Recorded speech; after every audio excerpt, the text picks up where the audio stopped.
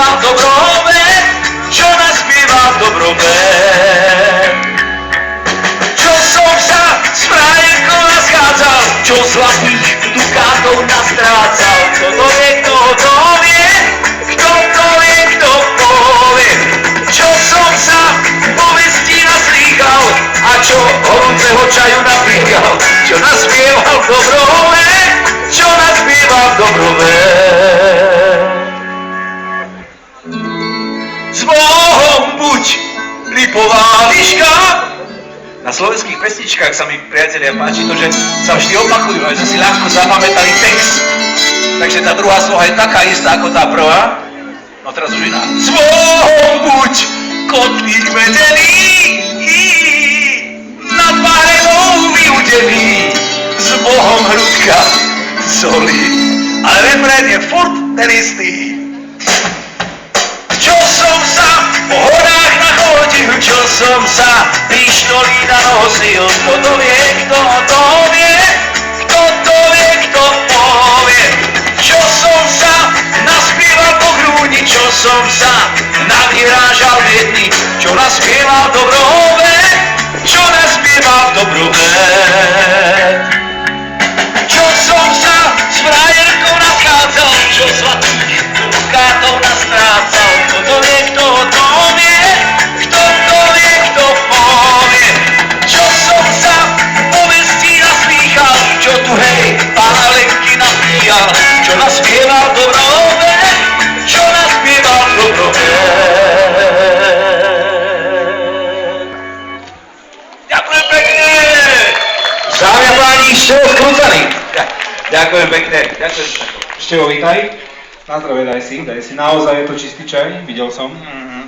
Dobrý čaj. Bohužiaľ, nič sa nedá robiť, lebo chcem možno ešte predtým, než my začneme nejaký krátky rozhovor, sa chcem poďakovať za pozvanie a zaželať krásny druhý vianočný sviatok všetkým ľuďom dobrej vôle tu v Námestove.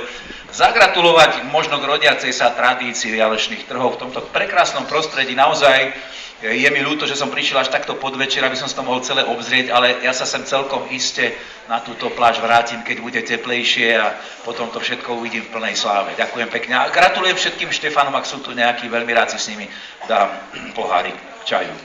Toto bola moja druhá pripravená otázka, aby si zagratulovala Štefanom, takže ďakujeme.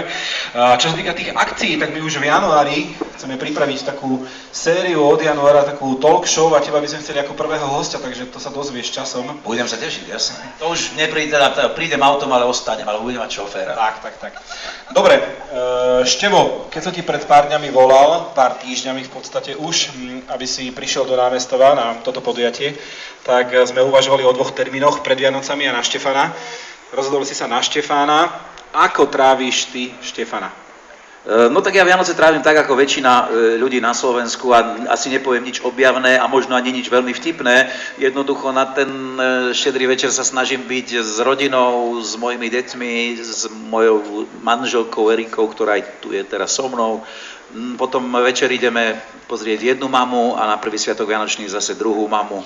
Nuž a na druhý sviatok Vianočný zvyknem bývať v Námestove.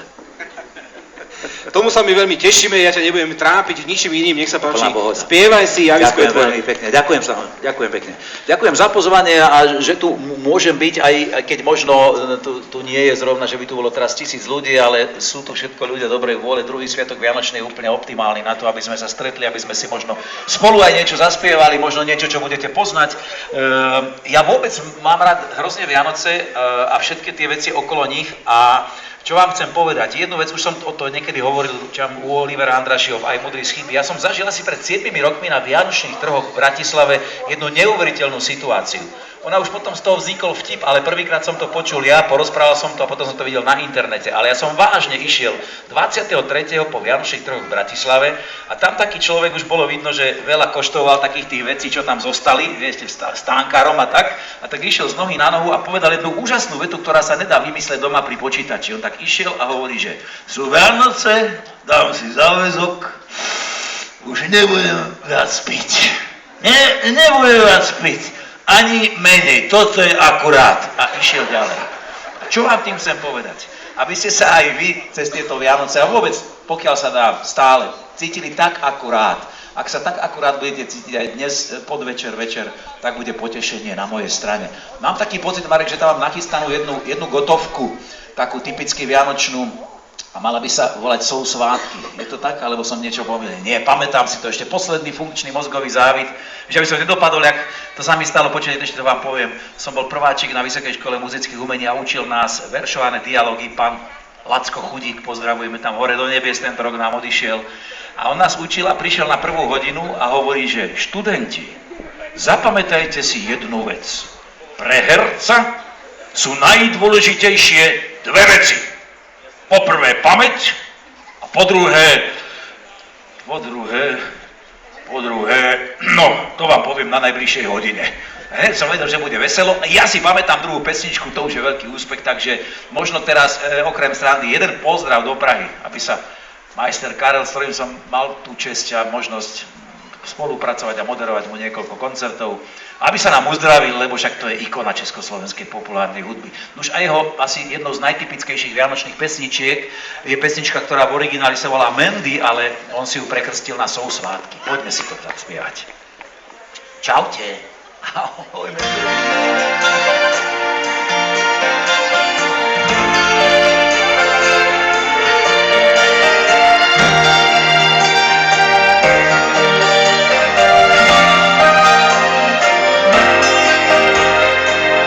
Zemí dvůr i práh, hospodyňky v zástěrách, jídel plný stůl, chuť marcipánu, sládce pec a sůl a víno v čbánu, vládne všude mír a řád.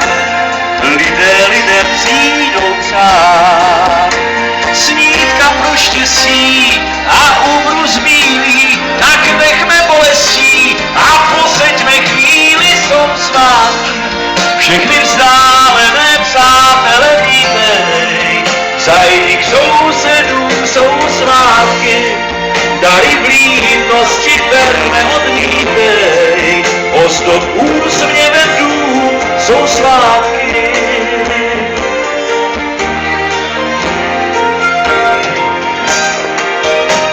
Jsou někde místa v nás, kde snad ještě vládne mráz.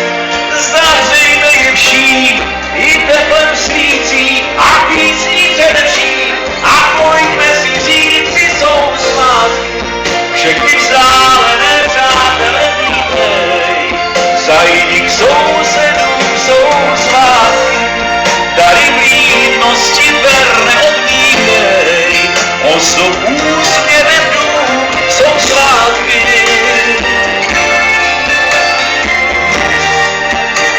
Krásný štefánský večer všetkým ľuďom na Mestove. Jak sny o mořích, jak lampy v sále, svíčky dohoří, však nás ať stále jsou svátky. Všechny vzdálené přátele vítej, zajdi k sousedům, jsou svátky. Dary blídnosti verne odmítej, ozdob úsměvem dům, jsou svátky. Jen dál své přátele vítej, jen se usmívej, jsou svátky. Dej lásku i ber, neodmítej, léta svátky.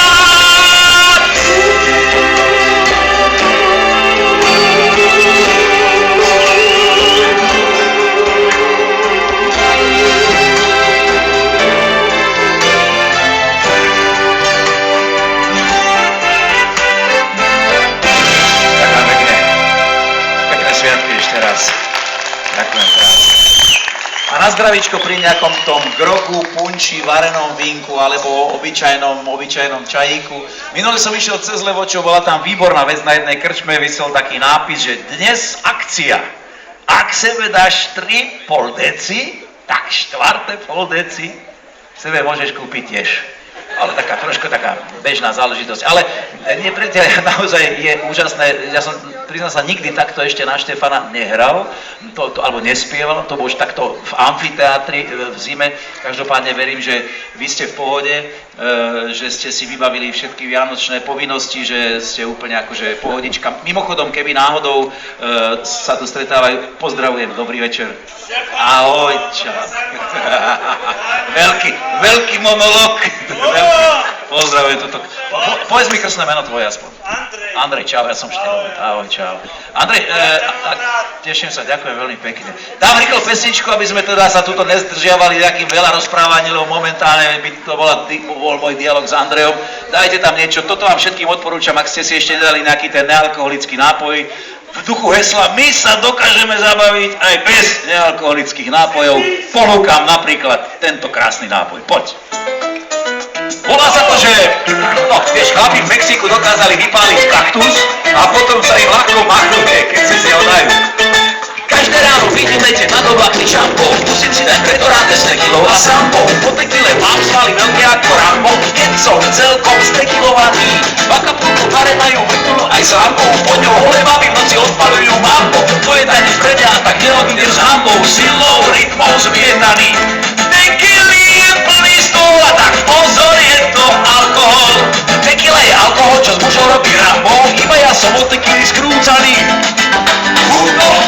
Caracas, conchita con ananas, cubaniche dávam zjesť sladký bananas, muchachitas lavadas, rumba kule carambas, tequilou sa nechám viesť, už som celkom pod obraz. Z tequily som hotový a unášam a pohy, v tomto stave pre lamádu mávam silné vohy, vonku náhlas popuje, no mňa nenesú nohy, už som celkom stekilovaný. Do rána som povymetal všetky kúdy rohy, od tequily v rade vládzem konštatujú rohy. Zdravý som sa už nedošla do tejto slohy, taký som bol strieskaný. Tequila je alkohol a alkohol ho premohol. Tequila je alkohol, čo z muža spraví dohu, pri pohľade do zrkadla vidím Miranovu. Hugo Boss a Caracas, conchita con ananas, Juaniče dávam zjesť sladký bananas, muchachitas lavadas, rumba kule carambas, tequila sa nedá zjesť, už som celkom pod obraz. Andrej, minule, v jednej krčme som zažil takého človeka, čo je tak z nohy na nohu išiel a hovorí, že už máme Coca-Cola Light, Pepsi-Cola Light, Marlboro Light,